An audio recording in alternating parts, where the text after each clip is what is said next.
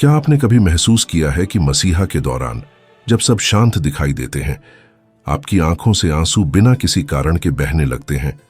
कभी ये हल्के होते हैं जैसे आत्मा की फुसफुसाहट, और कभी अचानक ऐसा रोना आता है कि आप खुद हैरान रह जाते हैं और सोचते हैं कि यह क्या हो रहा है। हो सकता है कि आप खुद को रोकने की कोशिश करें, शर्म या डर के कारण छिप जाए, क्योंकि किसी ने कहा हो कि मसीहा में रोना कमजोरी, ध्यान भटकने या अत्यधिक भावना का संकेत है। लेकिन आपका हृदय जानता है कि ये आंसू सामान्य नहीं है। ये अदृश्य शाश्वत स्रोत से आते हैं।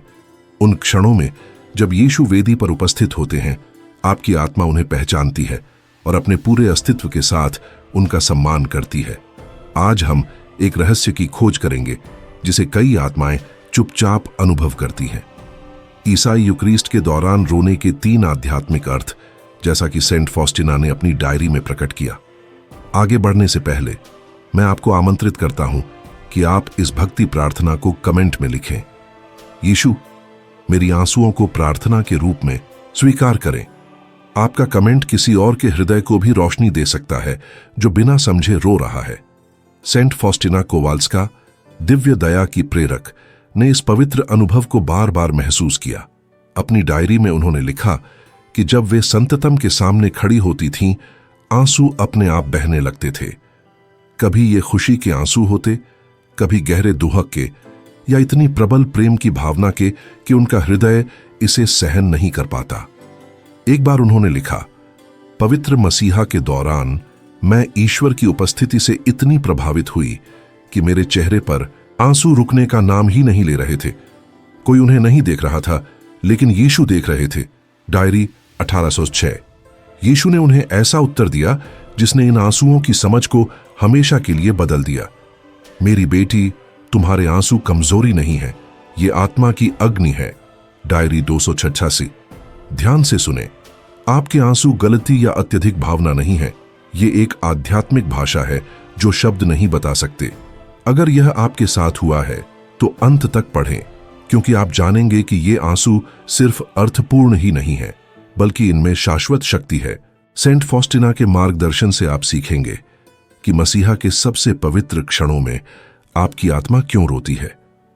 आप जानेंगे कि ये आंसू ईश्वर की दृष्टि में क्या अर्थ रखते हैं और कैसे इन्हें गुप्त प्रार्थना के रूप में प्रस्तुत किया जा सकता है, जो सीधे यीशु के हृदय तक पहुंचती है। अब मसीहा में रोने के लिए शर्म महसूस करना बंद करने का समय है और यह समझने का कि ये आंसू एक विशेष उपहार हैं, एक दुर्लभ कृपा जिसे डरने की बजाय प्रेम से स्वीकार किया जाना चाहिए। ये आंसू भावनात्मक कमजोरी का संकेत नहीं है। ये वेदी पर ईश्वर की वास्तविक उपस्थिति के प्रति रहस्यमय प्रतिक्रिया है। अपने हृदय को खोलें और इन शब्दों को अपनी आत्मा के सबसे गहरे हिस्से तक पहुंचने दें, जहां यीशु पहले ही निवास कर रहे हैं। एक शांत पूजा के दौरान एक सामान्य प्रतीत होने वाले दिन पर सेंट फॉस्टिना ने एक प्रकट अनुभव प्राप्त किया जिसने उनके जीवन को हमेशा के लिए बदल दिया। वहां कोई संगीत नहीं था, कोई अन्य व्यक्ति नहीं था, केवल वे और यीशु संततम संस्कार में थे। फिर कुछ अलौकिक हुआ। डायरी संख्या 278 में सेंट फॉस्टिना ने लिखा कि जब वे संततम संस्कार के सामने झुकीं, तो इतनी प्रबल रोशनी से घिरीं कि उन्होंने अपने आंसू रोक नहीं पाए। उन्हें लगा कि यीशु सीधे उनकी आत्मा को देख रहे हैं और उन्होंने समझा कि ये आंसू आवश्यक हैं, क्योंकि जब ये ईश्वर की उपस्थिति में जन्म लेते हैं तो ये साधारण भावनाएं नहीं हैं, ये आत्मा की पवित्र प्रतिक्रिया है। यीशु ने समझाया, जब कोई आत्मा मेरे सामने रोती है, मेरी बेटी, तो इसका मतलब है कि मेरी दया ने उसे अदृश्य रूप से छुआ है। यह रोना यह दर्शाता है कि हृदय खुल गया है। डायरी 298। उसी क्षण फॉस्टिना ने समझा कि ये आंसू केवल उनके नहीं थे, किसी तरह ये यीशु के आंसू भी थे उनके भीतर, जैसे यीशु का हृदय अपने प्रेम को बहाने के लिए कोई मार्ग पा गया हो। जितना वे रोती, उतनी ही शांति अनुभव होती, एक ऐसी शांति जो दुनिया से नहीं आती, बल्कि धीरे धीरे जलती है और शुद्ध करती है, जैसे धूप का धुआं आकाश की ओर उठता है। एक अन्य अवसर पर पवित्र मसीहा के दौरान फॉस्टिना ने महसूस किया कि उनकी आत्मा यीशु की पीड़ा में डूब रही है। उन्होंने लिखा, संस्कार के दौरान मैंने भीतर से यीशु को क्रूस पर देखा। उनकी आंखों से आंसू गिर रहे थे और उसी क्षण मेरे आंसू बहने लगे। मुझे लगा कि मैं उनके दुख में शामिल हो रही हूं और रोना रोक नहीं पा रही हूं। डायरी 9:12। यही दूसरा अर्थ था जो यीशु ने उन्हें यूकरिस्ट में रोने के बारे में बताया। क्षतिपूर्ति के आंसू। जब कोई बिना समझे रोता है तो संभव है कि उसकी आत्मा मसीह के चीर परिच्छिन्न हृदय से जुड़ी हो, संसार के पापों, अधचरा पादरियों और उन आत्माओं के लिए रो रही हो जो विश्वास नहीं करती। सेंट फॉस्टिना ने समझा कि ये आंसू केवल उनके लिए नहीं थे बल्कि दूसरों के लिए भी थे। एक दिन यीशु ने कहा, तुम्हारे आंसू कई आत्माओं के घावों को चंगा करते हैं, मत रुकना मेरी बेटी। डायरी 1719। प्रत्येक मौन आंसू, प्रत्येक सांस जब आप कम्युनियन प्राप्त करते हैं, एक आत्मा को बचा सकता है, मसीह के रहस्यमय शरीर के घावों की मरम्मत कर सकता है और बिना जाने आपको यीशु के हृदय की मध्यस्थ और सांत्वना देने वाली बना सकता है। तीसरा अर्थ जो यीशु ने प्रकट किया वह और भी कोमल था। कभी कभी उन्होंने समझाया, मैं आत्माओं को रोने देता हूं ताकि उन्हें याद दिलाऊं कि वे जीवित हैं, न सूखी, न खाली, न उदासीन। ऐसे हृदय जो जीवन की कठिनाइयों से घायल और कठोर हो गए हैं, केवल आंसुओं के माध्यम से मेरी उपस्थिति को महसूस कर सकते हैं। ये आंसू बंद रास्तों को खोलते हैं और आत्मा को नरम करते हैं, जैसे बारिश सूखी मिट्टी को नरम करती है। प्रत्येक आंसू इस बात का पहला संकेत हो सकता है कि आपकी आत्मा फिर से जीवित हो रही है। शायद आप वर्षों से मसीहा में जा रहे थे बिना कुछ महसूस किए, रहस्य को समझे बिना, और अचानक एक दिन आंसू बहने लगे और उनके साथ एक नई राह शुरू हुई। एक मौन समर्पण, आत्मा का जागरण, जैसे केवल आपके लिए स्वर्ग और पृथ्वी के बीच एक खिड़की खुल गई हो। सेंट फॉस्टिना ने समझा कि जब हृदय यीशु के सामने रोता है तो अदृश्य में कुछ दिव्य हो रहा है। जो पहले कमजोरी प्रतीत होता था वह वास्तव में यह संकेत है कि आपकी आत्मा छुई गई है। यह आपके और ईश्वर के बीच प्रेम की गुप्त भाषा है। अब और मत डरो। अगर तुम्हारे आंसू यूकरिस्ट के दौरान बहे तो तुम अकेली नहीं हो। तुम पवित्रों के साथ जुड़ी हो, शुद्ध हो रही हो, सांत्वना पा रही हो और भेजी जा रही हो। प्रत्येक आंसू यीशु के लिए अनमोल है। वह उन्हें मोती की तरह संजोते हैं, जैसा कि भजन संहिता 26:8 में लिखा है, तुमने मेरे आंसुओं को अपने मटके में संजो लिया। हर आंसू प्रार्थना बन जाता है, कृपा बन जाता है, एक पुल बन जाता है जो तुम्हारे हृदय को यीशु के हृदय से जोड़ता है। इतने सारे आंसुओं का अनुभव ईश्वर की उपस्थिति में करने के बाद सेंट फॉस्टिना ने समझा कि ये दुर्घटनाएं नहीं थीं, बल्कि एक गहरे आध्यात्मिक प्रक्रिया का हिस्सा थीं, स्वर्ग की सच्ची शिक्षा। यीशु ने खुद उन्हें दिखाया कि यूकरिस्ट में रोने के उन क्षणों का आध्यात्मिक उत्तर कैसे देना है, 3 सरल लेकिन परिवर्तनकारी चरणों के माध्यम से। पहला चरण है आंसुओं को दबाने की बजाय उन्हें अपनाना। सेंट फॉस्टिना कहती थीं, जब आंसू आते मैं उन्हें छिपाती नहीं, उन्हें अर्पित करती। डायरी 113। अपने रोने के खिलाफ संघर्ष मत करो। शर्म के कारण अपनी आंखें मत पोंछो, दूसरों पर ध्यान मत दो। वेदी की ओर देखो, यीशु की ओर देखो और मौन में कहो, प्रभु, अगर ये आंसू तुम्हारे हैं तो उन्हें स्वीकार करो। रोजा एलेना, 54 वर्षीय मैक्सिकन महिला, अपने अनुभव साझा करती है। 20 साल मसीहा में जाने के बाद भी कुछ महसूस नहीं हुआ। फिर एक दिन कम्युनियन के दौरान रोना शुरू कर दिया। वह छिप गई और खुद को मूर्ख महसूस किया, लेकिन कुछ ने कहा, उन आंसुओं को मत रोको। 3 महीने बाद उसने अपने बचपन के गहरे घाव स्वीकार किए और एक नया जीवन शुरू किया। सब कुछ एक आंसू से शुरू हुआ। दूसरा चरण है अपने आंसुओं को मसीह की पीड़ा से जोड़ना।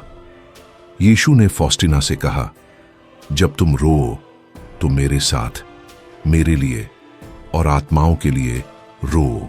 डायरी 299। तुम्हारा रोना उद्धारक बन सकता है यदि तुम उसे उद्देश्य के साथ अर्पित करो। आंसू के क्षण में अपने दर्द या भावना को क्रूस पर मसीह के दर्द से जोड़ो और कहो, यीशु, मैं तेरी पीड़ा में शामिल हूं, मेरे आंसू तेरे घायल चेहरे को धो दें। पादरी जॉर्ज रामिरेज, कोलंबियाई पुजारी बताते हैं कि कैसे एक वृद्ध महिला कम्युनियन के दौरान रोते हुए अपने आंसू उनके लिए अर्पित करती हैं और यह अर्पण उन्हें आध्यात्मिक परीक्षा के दौरान सुरक्षित रखता है। रोना व्यर्थ नहीं है, यह मध्यस्थता और अर्पण हो सकता है। तीसरा चरण है प्रत्येक आंसू को एक ठोस उद्देश्य के रूप में अर्पित करना। सेंट फॉस्टिना ने सीखा कि आंसुओं को व्यर्थ नहीं जाना चाहिए, उन्हें प्रार्थना बनाना चाहिए। यीशु ने उन्हें यह कहने की शिक्षा दी, मेरे हर आंसू के लिए हे मेरे यीशु, मैं प्रार्थना करता हूं कि तू एक आत्मा को बचा ले। डायरी 1521। प्रत्येक आंसू जो तुम बहाती हो जीवन बदल सकता है और अदृश्य रूप से दिलों को छू सकता है, तुम्हें दिव्य दया का माध्यम बना देता है। तुम भी यह अनुभव कर सकती हो। जब भी तुम रो, अपने आंसुओं को एक उद्देश्य दो। भले ही तुम जोर से बोल ना सको, सोचो, यह आंसू मेरे अविश्वासी बेटे के लिए, मेरे बीमार पति के लिए, परलोक की आत्माओं के लिए है। स्वर्ग सुनेंगे। सिस्टर क्लॉडिया मारिया, अर्जेंटीनी धार्मिक, साझा करती हैं कि वर्षों तक वे मसीहा में असहजता के साथ रोती थीं, जब तक कि सेंट फॉस्टिना की डायरी पढ़कर उन्हें समझ नहीं आया कि वह दर्द प्रार्थना में बदल सकता है। तब से प्रत्येक आंसू का नाम और ठोस उद्देश्य है और उसने चमत्कारों का साक्षी देखा है। यीशु उन आंसुओं को संजोते हैं, उन्हें रूपांतरित करते हैं और उन्हें पिता के सामने जीवित धूप के रूप में प्रस्तुत करते हैं। इसलिए जब तुम मसीहा में रोती हो, यह मत सोचो कि तुम टूट गई हो। प्रत्येक आंसू तुम्हें ईश्वर का माध्यम बनाता है, एक भरा हुआ पात्र, एक जलती हुई कोयला जो मसीह के हृदय को जगाती है। अगर यह संदेश तुम्हारी आत्मा को छूता है तो कमेंट में लिखो, यीशु मेरे आंसुओं को कृपा में बदल दो, और लाइक करो ताकि और लोग इस रहस्य को जान सकें। तुम कुछ पवित्र अनुभव कर रही हो, इसे विश्वास के साथ स्वीकार करो। कई आत्माएं एक छोटी सी गलती करती हैं जो ईश्वर की इच्छित कृपाओं को रोकती है। आंसुओं को दबाना यह विश्वास की कमी नहीं है, बल्कि आध्यात्मिक अज्ञानता है। यीशु ने सेंट फॉस्टिना से कहा, मेरी बेटी, आंसुओं से शर्मिंदा मत हो। मैं भी रोया और तेरे आंसुओं में मैं स्वयं को देखता हूं। डायरी 225। फिर भी डर या शर्म के कारण अक्सर लोग जल्दी आंखें पोंछ लेते हैं, ध्यान हट जाता है और जो गहरा अनुभव हो सकता था वह खो जाता है। क्या तुम्हें ऐसा आंतरिक संघर्ष महसूस हुआ है कि हृदय को बोलने देना चाहिए या दिखावा करना चाहिए? एक और आम गलती यह सोचना है कि मसीहा में रोना केवल भावुकता या भावनात्मक कमजोरी है। दुनिया सिखा सकती है कि रोना कमजोरी है, लेकिन बाइबल कहती है, धन्य हैं वे जो रोते हैं क्योंकि उन्हें सांत्वना मिलेगी। संत मत्ती 5:4। यीशु ने लाजर के कब्र पर यरूशलेम में और गेटसेमनी में रोया। क्या तुम्हें वेदी पर उनकी वास्तविक उपस्थिति में रोने का अधिकार नहीं है? तीसरी गलती है इन आंसुओं को प्रार्थना के रूप में अर्पित न करना। उद्देश्य बिना रोना कृपा की नदी खोना है। उद्देश्य के साथ रोना प्रत्येक बूंद को प्रार्थना, मध्यस्थता और आध्यात्मिक सुगंध में बदल देता है। इसीलिए अब मैं तुम्हें मेरे साथ प्रार्थना करने के लिए आमंत्रित करती हूं। एक क्षण के लिए मौन रहो। जहां भी हो, तुम अपनी आंखें बंद कर सकती हो या बस इस प्रार्थना को अपने भीतर से महसूस करने दो। गहरी सांस लो और यदि संभव हो तो हर वाक्य को धीरे धीरे दोहराओ, जैसे तुम्हारी आत्मा वेदी के सामने घुटनों के बल झुकी हो। इस प्रकार प्रार्थना करो, प्रभु, मेरे आंसू तुम्हारे हैं। मेरे यीशु, यदि मैंने कभी तेरी उपस्थिति में रोते हुए बिना समझे रोया, तो आज मैं अपने अंदर की पूरी भावनाओं के साथ तेरे सामने झुकती हूं। मेरे आंसू, मेरे कांप, सब कुछ जिसे मैं नहीं समझ पाती। मसीहा में बहाए गए प्रत्येक आंसू, प्रत्येक भावना को स्वीकार करो। आज मैं समझती हूं कि मेरे आंसू व्यर्थ नहीं हैं, वे आत्मा की भाषा हैं, अदृश्य फूल जो मैं तेरी वेदी पर अर्पित करती हूं। यीशु, यदि ये आंसू तुम्हारे हैं, उन्हें प्रयोग करो, अपने रक्त में धो और इन्हें प्रार्थना में बदल दो। मेरे परिवार, पुजारियों, अविश्वासियों और जिन्होंने तुझे भुला दिया है के लिए आज मैं अपने पवित्र रोने को रोकती नहीं, न छुपाती हूं न ढकती हूं। इसे धूप की तरह अर्पित करती हूं जो स्वर्ग तक पहुंचती है। गहरी सुगंध की तरह। यीशु, मेरे रोने को ग्रहण करो, इसे उद्धारक और उपजाऊ बनाओ, इसे अपना बनाओ। आमीन। एक क्षण के लिए मौन रहो। महसूस करो कि यीशु ने प्रत्येक शब्द को संजो लिया है। वह इस पूरे समय तुम्हारे साथ रहे हैं, और यदि अब तुम्हारी आंखें आंसुओं से भर गई हैं तो उन्हें बहने दो। अभी पहुंचो मत, उन्हें उस हृदय तक पहुंचने दो जो तुम्हें गहराई से प्रेम करता है। एक पल के लिए कल्पना करो कि तुम मसीहा में हो। मंदिर की रोशनी कोमल है, धूप हवा में तैर रही है। पुजारी मसीह के शरीर को उठाते हैं और तुम्हें छाती में एक गांठ महसूस होती है। तुम्हारे भीतर कुछ टूटता है और अचानक एक आंसू गिरता है। तुम पूरी तरह नहीं समझ पाती कि क्यों, लेकिन जानती हो कि यह वास्तविक है। तुम्हारी आत्मा रोना शुरू कर चुकी है। यह रोना क्या अर्थ रखता है? क्या यह दुख है, उपचार है, प्रेम है? आज सेंट फॉस्टिना के मार्गदर्शन में हम जानेंगे कि ये आंसू जिनको तुमने छुपाया है, स्वर्ग में अपेक्षा से अधिक बोलते हैं। पहला अर्थ यह है कि तुम्हारी आत्मा अपने प्रभु को पहचानती है। जब तुम मसीहा में रोती हो, तुम्हारा हृदय क्षण भर अदृश्य वास्तविकता को देखता है, न कि शरीर की आंखों से, बल्कि आत्मा की आंखों से।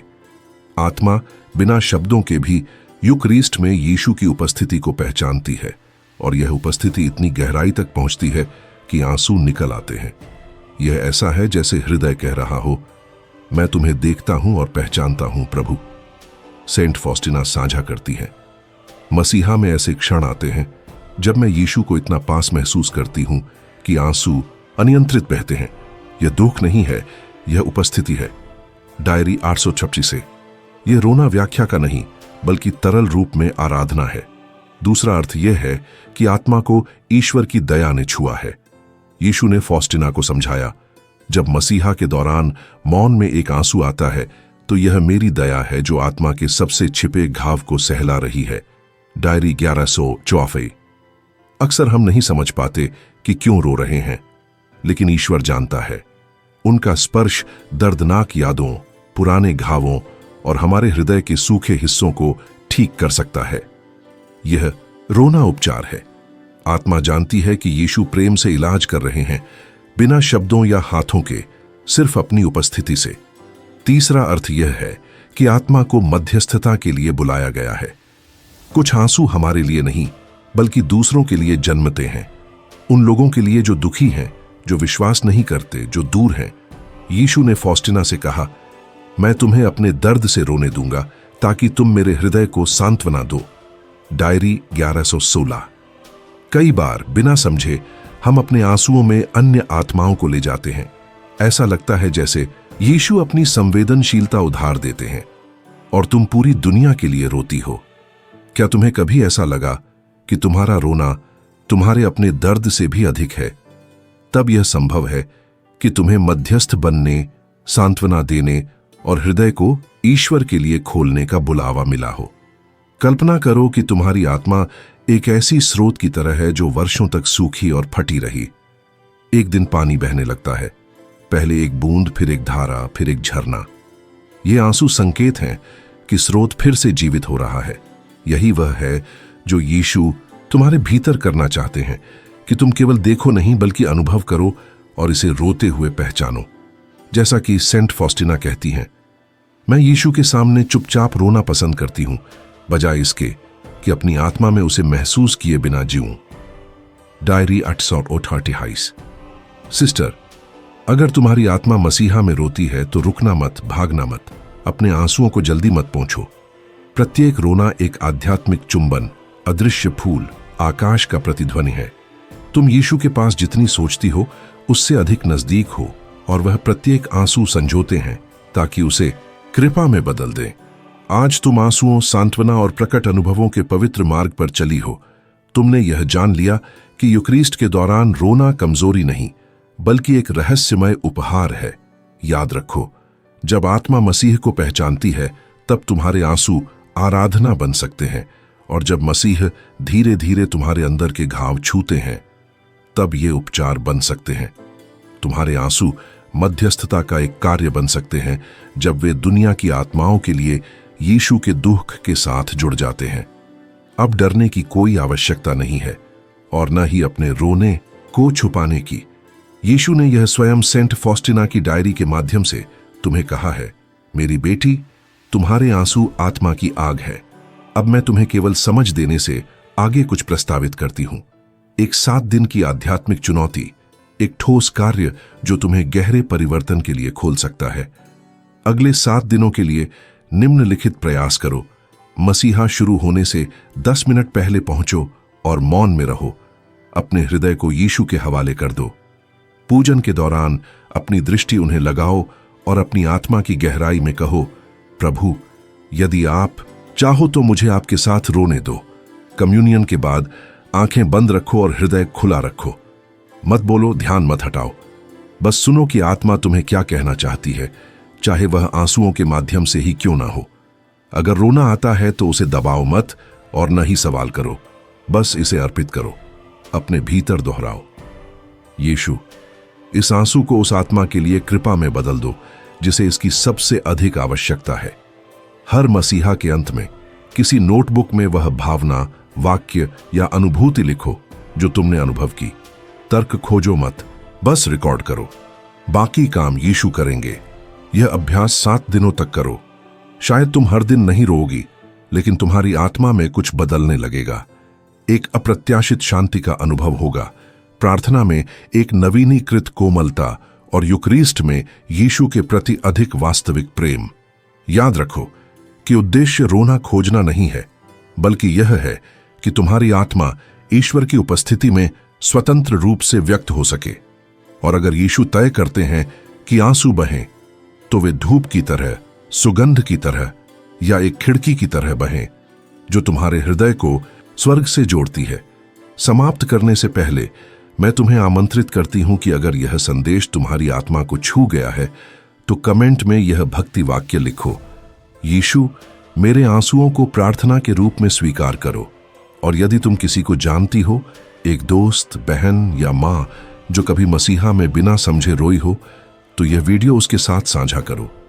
शायद वह आंसू केवल उनका नहीं था, बल्कि ईश्वर का संदेश था जो आज आखिरकार प्रकट हो रहा है। अगर तुमने अभी तक चैनल को सब्सक्राइब नहीं किया है तो अभी कर लो। हर सप्ताह हम ऐसे आध्यात्मिक रहस्य साझा करते हैं जो जीवन को बदलते हैं।